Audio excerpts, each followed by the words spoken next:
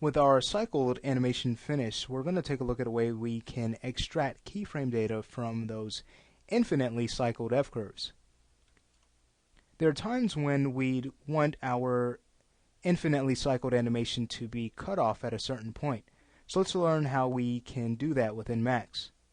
What I'll first do is increase the range of our active time segment, go to the time configuration dialog, and just set the end time to about 100 frames.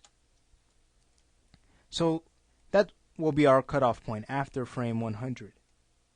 What we can now do, selecting our ship, is to go to our curve editor, and we'll go to the tracks we'd like to extract keyframes from.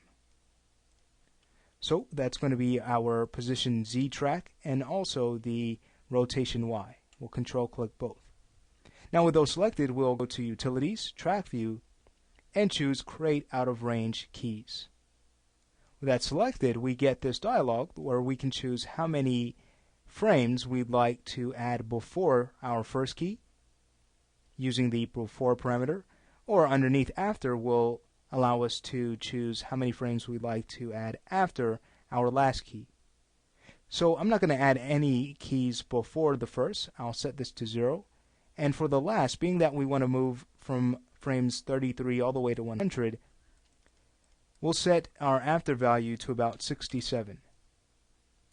And then for the samples, this will tell Max how many keys to generate in that range.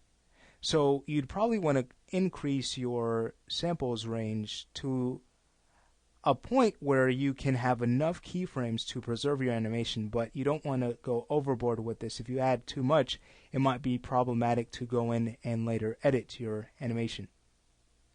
So can go ahead and set this sample value to about 30. Press OK. And now notice keyframes have been made from those cycled curves. So what we can do from here is simply go to our tracks and turn off cycle. So I'll go back to the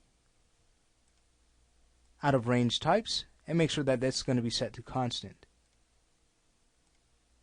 Great.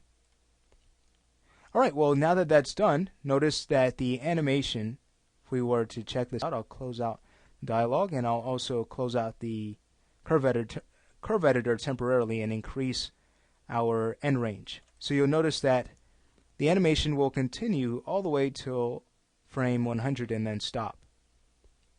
So what we'll actually be doing is coming back to this animation. We'll actually save it out and get it prepared for the mixer, which we'll be discussing in the next lesson.